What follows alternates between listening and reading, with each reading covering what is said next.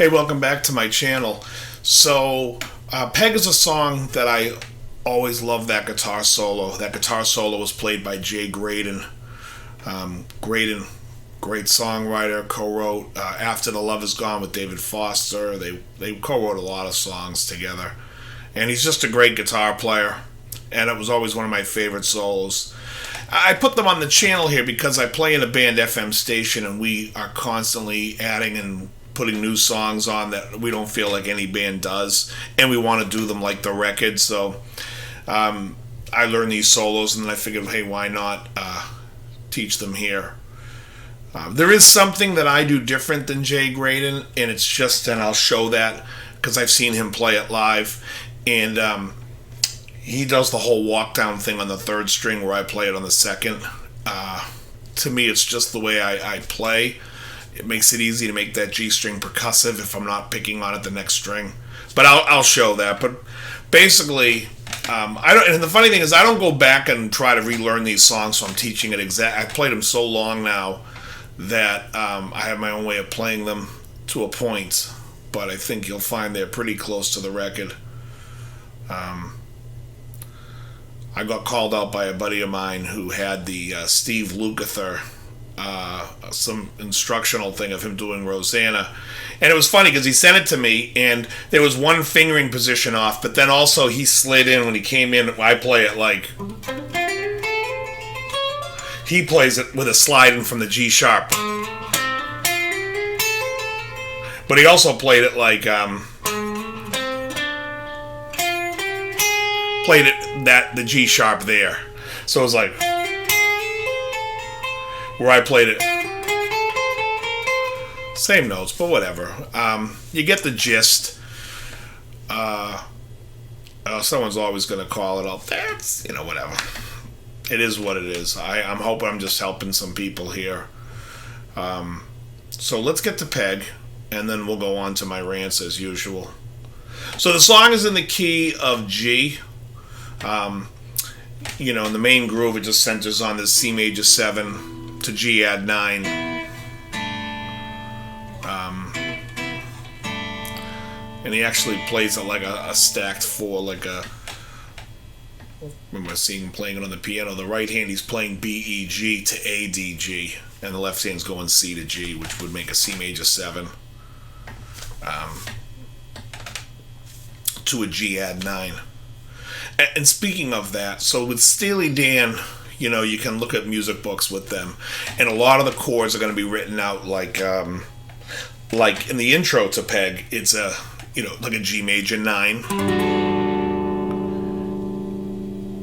to an F sharp 7 sharp 9, and then it just repeats this descending. F major 9, E7 sharp 9, E flat major 9. Sorry, these are all major 9s. G major 9 to F sharp 7 sharp 9, F major 9 to E major E7 sharp 9 to E flat major 9 to D7 sharp 9, and then it goes into which is the C major 7 to the G add 9.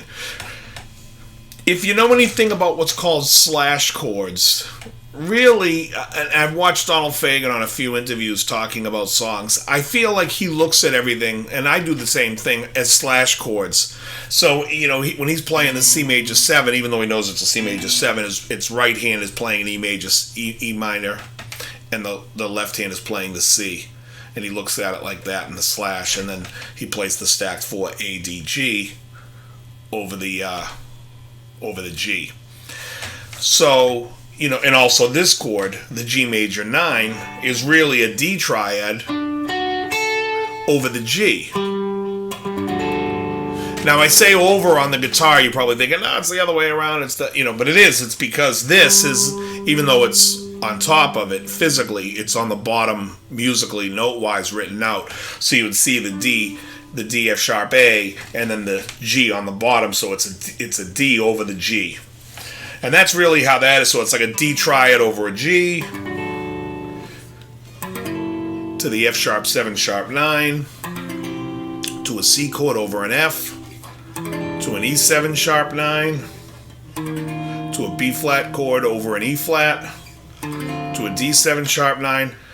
And that's how I feel he looks at it, especially when I hear him talking, and that's how he calls out chords. And it's also easier when you're playing, if you think of it that way, because now structure-wise playing, you can see the chords and whatnot. Which also, again, takes me up to a place where I think modes get in the way, because if you just think of the chord, you automatically know where the chord fits in and scales, and you can just play to that key. And bringing that up with modes again, like if you look at the guitar for what it, and I saw Alan Holdsworth recently. Well, he didn't recently say it, it's from an old video, but I was watching him talk about it, and he just sees the guitar as if you're playing a 7-note scale, all the 7 notes are in here, all the in notes, all the out notes. So if you're playing, like in G, and you're starting on C. Some guys will say, "Oh, that's the Lydian," but really, you're still sonically just picking from the 7 notes. It's the same 7 notes. Yes, you're centering on the C. We get it, but it's the same 7 notes. It's the same 7 chords, and therefore, it's easier to just think of it one way than think of it 7 ways. Because I can say, "Hey, we're playing in the key of G," and I can give you any one of those numbers, those starting center on the 1, center on the 2, center on the 3, center on the 7. It doesn't matter. But if I sit there and start calling Locrian mode, you're going to be like, "What the hell chords are in the F sharp Locrian?" And it's just the key of G major. So it's like, why are we calling it something that is just a centering point or a starting point? It doesn't make sense to me. However, let's continue on to Peg. So Peg is in the key of G, and he starts by playing E and G on the second and third string, and he does one of these things where he goes. Now, I think most of the time when I play it live, I think that's too long, so I usually just go like with a half. But I think on the record he's really going. And then you go to the 12th fret, both strings, G and B. All right, so that intro is.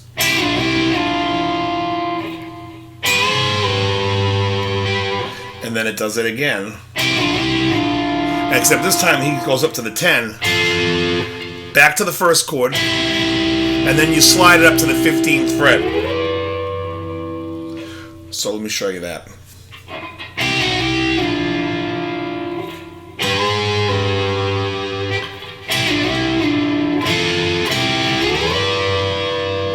Now when you have it in this position, he hits the A on the high E string.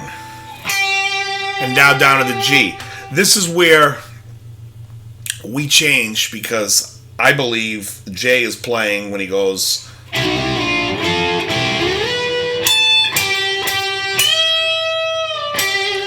I believe he's staying in the 12th fret position. I play it down to the 8th fret. So I'm going to show you how I play it, and then we can go and look at how he. But anyway, so it's.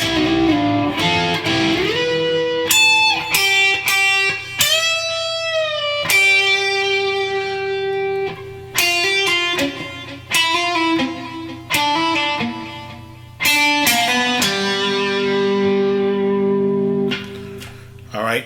What he's doing here is he's going.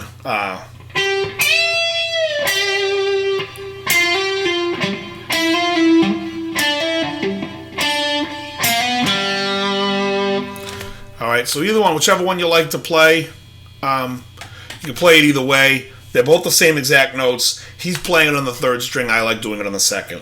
So I'm going to take it from. And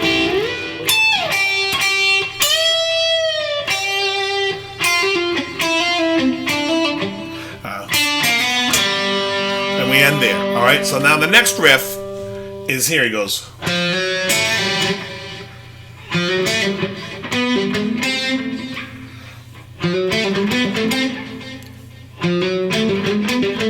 And the finger position doesn't change. It's always like this minor. And he goes, and if you look at it from your first finger position, it's 2, 4, 5. He pauses, and then he goes 6, 7, 9, 10. So it's.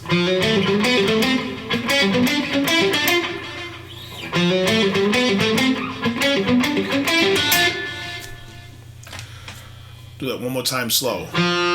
So F to F sharp, and then A.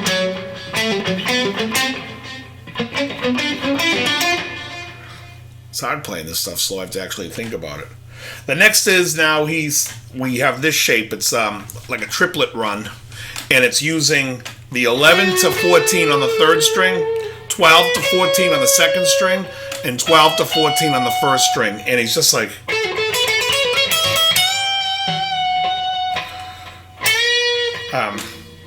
So let me just get back to where that. And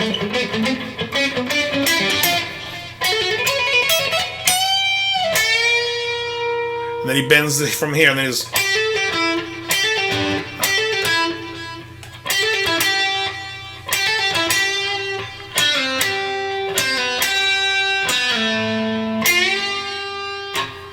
Bends here to the 7 to the 9. And then second fret on the third string, bend to the A to the B. So it's and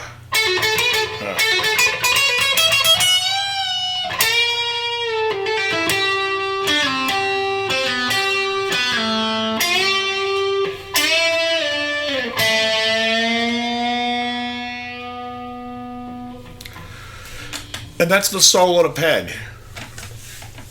It's a nice song. I love it. We do that. We do Reelin' in the Years. We're going to be adding Kid Charlemagne in, which I did the lesson for already, which is a great Larry Carlton solo. But that's basically how it goes. If you have any questions about it, it's actually, when I think about how it, because like I said, I've been playing it so long. But again, he stays on that third string, so he's like,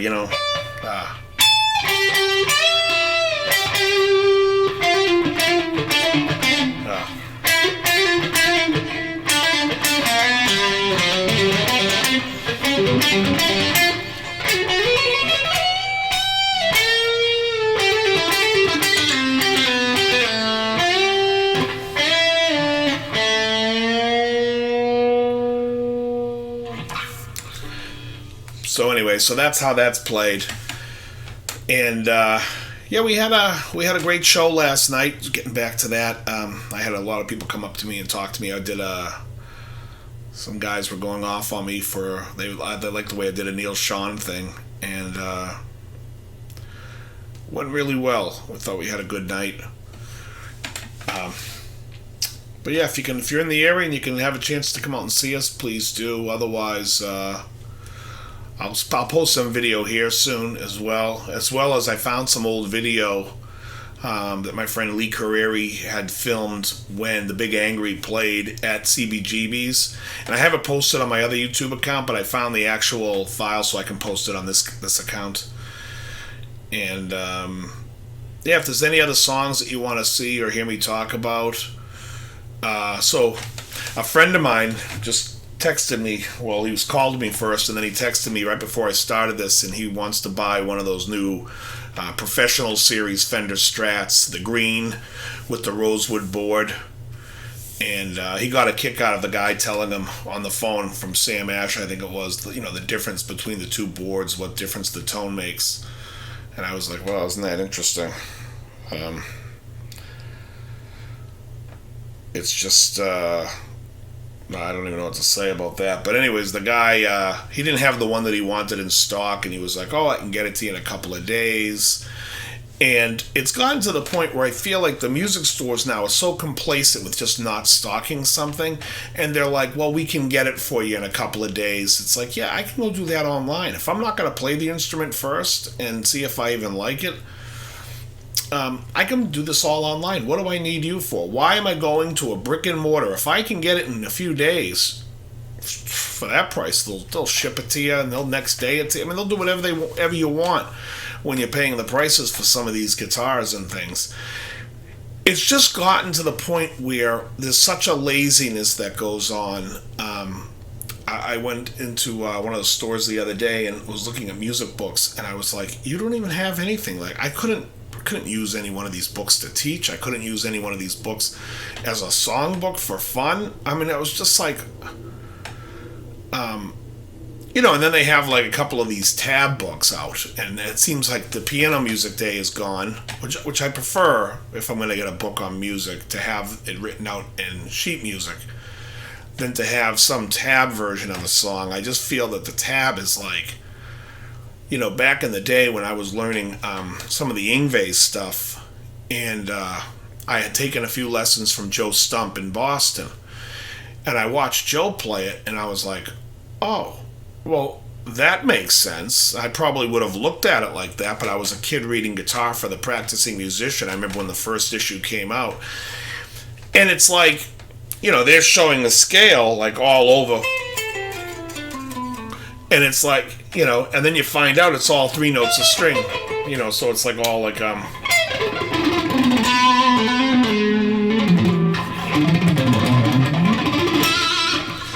and you find out that it's like, well, you really, I think it takes you away from exploring the neck and figuring things out, almost to the point like here when I show you how to play the both ways. I mean, you can pretty much figure it out, and I hate telling you what fret everything is because you can hear it and kind of do your thing. And, we all have a level of comfort that when we play the guitar, things feel a certain way and feel good. It's funny, when I was learning one of the Neil Schon songs, what the heck was it? Stone in Love. And then I watched him play it live, and it turned out he was playing it where I had played it, but when I had looked it up, no one was playing it like in that position. I was like, really? What the hell? And it's just, I think certain things feel better for yourself. So it's not necessarily the thing to play it exactly the way the person who because everyone play exactly the way somebody played it, because I think everyone has like a certain comfort of where to play it on the guitar and make it sound the way it sounds. But you're still playing it, even though you're playing it still note for note. It just doesn't have to be in the same position. But so anyway, my buddy's trying to buy a guitar, and he's having a hell of a time.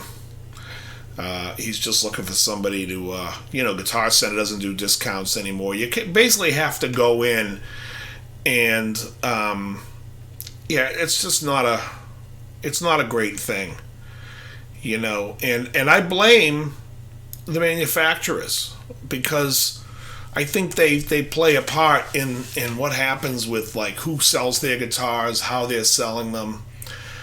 And I support like some of the smaller builders. This is a guy here, like I said, I'm playing my Rebel Relic for $2,000. Luke will make you what you want. Between $2,000 and $3,000 if you want to spend that kind of money. If you want to spend that kind of money at Fender, you're getting a bottom of the line custom shop, or you're getting their top of the line regular production model, which needs work, to say the least. You can go into any guitar shop, wherever your town is, any town USA, and I'll show you a Fender in there that's getting fretwork done. I don't know what they're using for frets, but it's like gummy worms. It's like I just, every time I walk into a repair shop to even just talk to a guy or look for parts, I see a Strat on there, or a Telly, something by Fender that's getting fretwork on it. I'm really frustrated with the way. I shouldn't say I am frustrated with how the business has gone and the state of the business. And it's funny. I remember back in 2007 or 8 when it started to get like to a problem of, everyone was doing poorly. West LA was doing very well. We were selling guitars, and I just think that the service industry is dying. And I think if there's a guitar shop out there that hires people that care about and takes care about the customer, take the time to know your stuff, I think that it would be a better place. You go into some places, and I remember I walked into a store once and I asked the guy, why is this was in the Boston area. I asked the guy, why is this Mexican Strat $900 and it's used? And he's like, oh, this is a 50s. And I was like, yeah, it's not. Oh, well, he starts telling me about the guitar and I'm like, yeah, it's not. And then I showed him why it wasn't, what model it was, and what it was based on, and then he was just like, I said, these things new go for $7.99 or $6.99, whatever it was. And people just don't know. And I can't plug enough the Music Emporium in Lexington. If you want to buy an acoustic guitar, these guys know their stuff, which is awesome. I love going into a place and a guy knows about the build. So anyway, like I said, check out Luke Whitfield's site. Rebel Relic guitars, these are great. I'm trying to think. I have a Telly. I have a bead bender. You know what? I'll do something on my bead bender next. The bead bender is a great guitar. I got into playing bead bender when, so it's like 96. And a friend of mine calls me, and he's like, Steve Warren is playing at the Roxy. And I'm like, oh, I think, was it the Roxy or was it? Yeah, it wasn't the Whiskey. No, it was the Roxy. He's playing at the Roxy. We gotta go. I'm like, oh my God, we're so there. So, and at the time, I'm a huge Steve Warren fan. I loved like the record. What's that? Life's Highway from '85. It's a Crazy World in '87. I mean, I Should Be With You. I loved all those records. I had no idea he was the premier guitar player on it. Here I am thinking he's just a great singer-songwriter. Well, we go to see him play, and he's out there talking about, he's out there playing or promoting the album No More Mr. Nice Guy. And so the first song he comes out, and it's this Chicken Pickin' Frenzy. Him playing with a thumb pick and playing. And I'm like, this guy plays like this?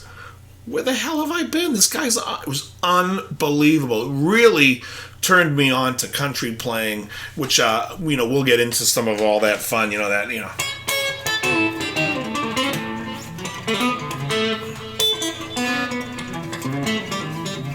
all that type of fun stuff. We'll get into some of that stuff.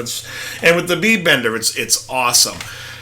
So I didn't even know what a bead bender was, and then I started following some of Steve's others, like more deeper playing, and got into some of the bead bender stuff. And then I was a Cocteau Twins fan already, so I was like, oh, that's how he's doing it on that song.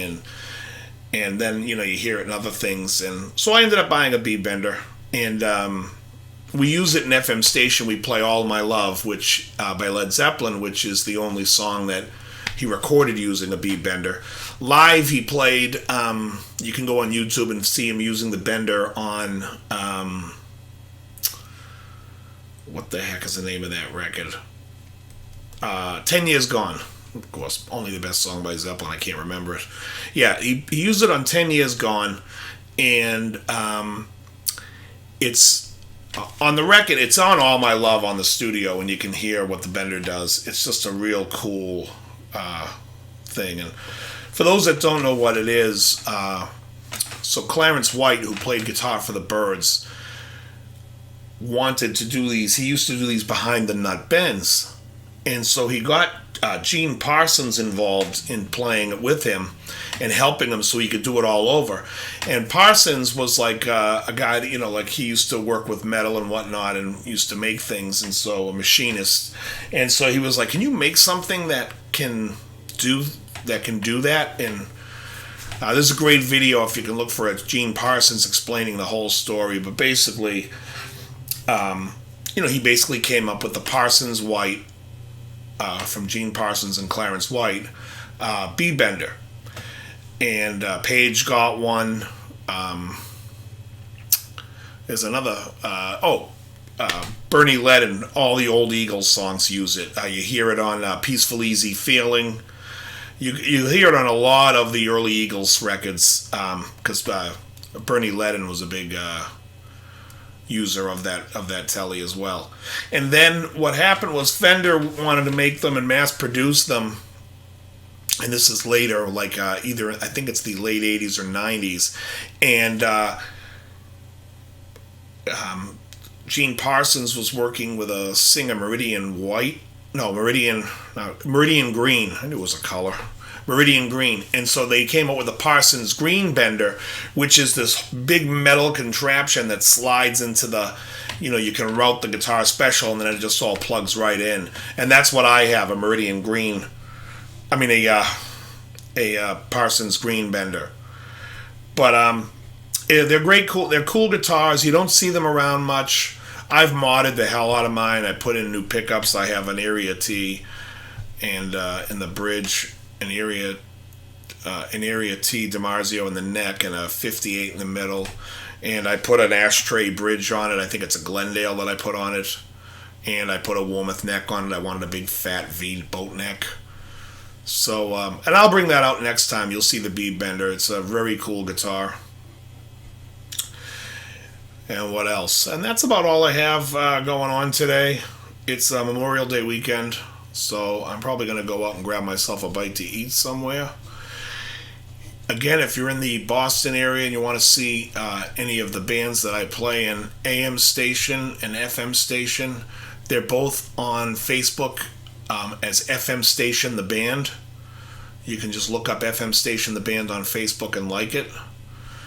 And you'll see I make all these stupid posters for it, in Photoshop. I'll use like all 70s, just stuff that's fun. Fred Sanford and whatnot, and anything from a goofy TV show. I love Canon. So that's if you want to follow the band. And you can come out and check out what we do. Otherwise, you'll see me here. I'll keep playing and talking. I'm trying to think if there was anything else I wanted to say before I take off for the weekend. I'll probably do a video Monday. It's one. Because of the holiday. That's tomorrow, huh? Yeah. Because of the holiday, my students are off, so I'll have that to do, and that'll be fun. Yeah, I'll do some Bead Bender stuff. I'm trying to think what I could do. Maybe if you have an idea. You know what? I'll do All My Love. That'll be a fun one.